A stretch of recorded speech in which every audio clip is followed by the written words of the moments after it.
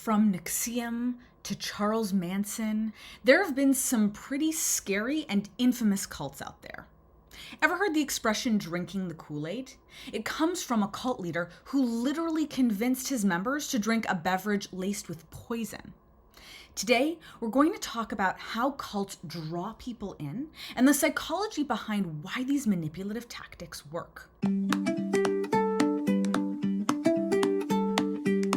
Hello, I'm Dr. Aviva Philipp-Muller. I'm a consumer psychologist and professor of marketing, and I'm here to help you understand the marketing behind the stuff you encounter every day. If that's something you're into, then don't forget to like this video and subscribe to this channel. There is something fascinating about cults. They seem to take normal, wholesome, and often young and vulnerable people and suck them into a world that is very strange and often quite dangerous. For example, the leaders at NXIVM somehow persuaded a bunch of women to join a cult that ultimately branded them and subjected them to slavery. And the Manson family somehow persuaded its members to murder a whole bunch of people. So how do these cult leaders suck in their members, and why are they so effective at getting such absolute obedience? There's been a lot of research on cults and the psychology behind them. One of the most well-researched cults was the Seekers, which was a doomsday cult that predicted the apocalypse. It was actually led by a woman named Dorothy Martin, #feminism, and she predicted that a great flood was going to arrive and wipe out all of humanity. She, however, could communicate telepathically with aliens, and they were going to come and save all true believers with a flying saucer before the flood arrived. Now, as many of you have probably guessed by now, this apocalypse did not in fact occur. This was pretty awkward for the cult members, and you might imagine that they'd have to come to terms with the fact that the prophecy was wrong. After all, there was pretty glaring evidence that the logic of their cult was crumbling. But this is not what happened. Instead, many of the members doubled down on their beliefs, and it was in fact the people with the strongest prior conviction toward the prophecy that ended up having the greatest commitment to those same beliefs, even in the face of disconfirmation. Why is this? Well, admitting that you were wrong about something can be really uncomfortable. When you believe one thing, and then all of the evidence points in the opposite direction, you're going to experience something called cognitive dissonance. This is the psychological discomfort that arises when you have conflicting thoughts or beliefs. So for the cult members, admitting that the prophecy was wrong, despite all of their prior convictions and beliefs, would have been really psychologically uncomfortable. And so it was easier to just continue believing what they were already believing. What can you do if you or a loved one is really doubling down on their convictions, even in the face of conflicting evidence? Well, one thing you or whoever is experiencing the cognitive dissonance can try is to really reflect on cherished values that have nothing to do with the cult or whatever it is that's causing the cognitive dissonance. This can be things like family, a favorite hobby, or whatever else you care about. This is called self-affirmation. And self-affirmation works to reduce cognitive dissonance by filling up your integrity cup. We all have an integrity cup that we walk around the world with. And when we experience cognitive dissonance, a little bit of that integrity pours out. Self-affirmation, on the other hand, fills up that cup. Another way that cults are so effective at sucking in their members is that they encourage their members to socially isolate themselves from their friends and families.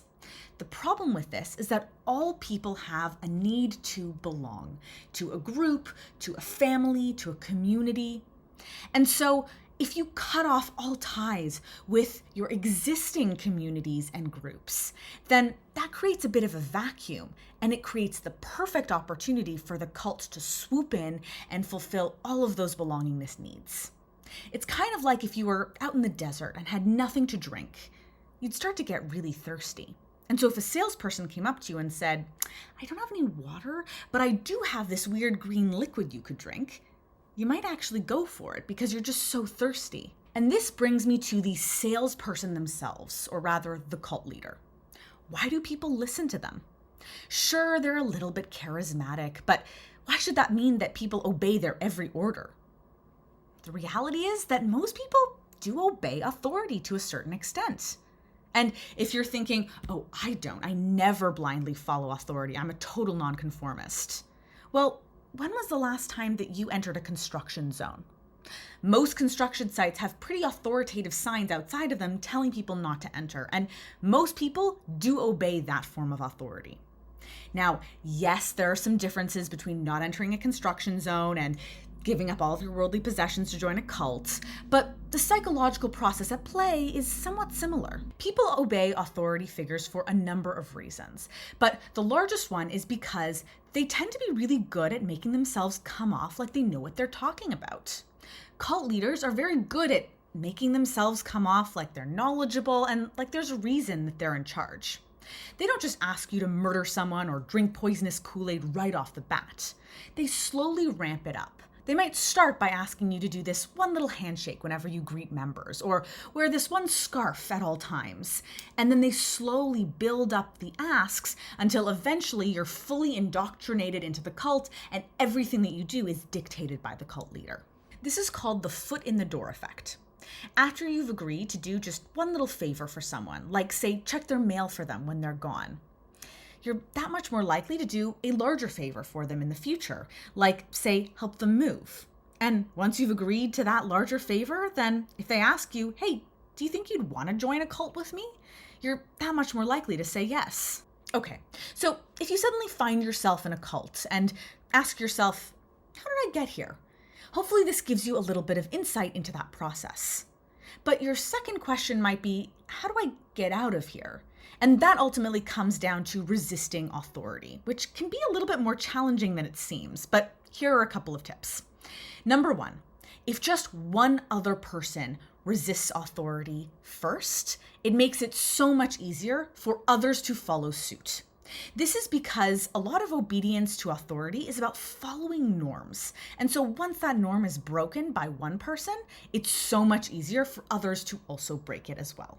Another way to resist authority is to call into question the legitimacy of the cult leaders. So if there are multiple cult leaders, let's say, or multiple executives within the cult ranks, and they start arguing with each other or contradicting each other, this is going to seriously undermine their legitimacy and make subordinate members feel more comfortable disobeying their orders. So anything that you can do to sow those seeds of doubt or conflict can be really helpful. These are just a few of the ways that cults suck in their members and get them to obey. What do you think? If you found yourself in a cult, what would you do to try and get out of it? Let me know in the comments. Also, if there are any other topics you're hoping I'll discuss on this channel, definitely let me know in the comments. Thank you so much for watching. Don't forget to like this video and subscribe to this channel, and I will see you in the next video.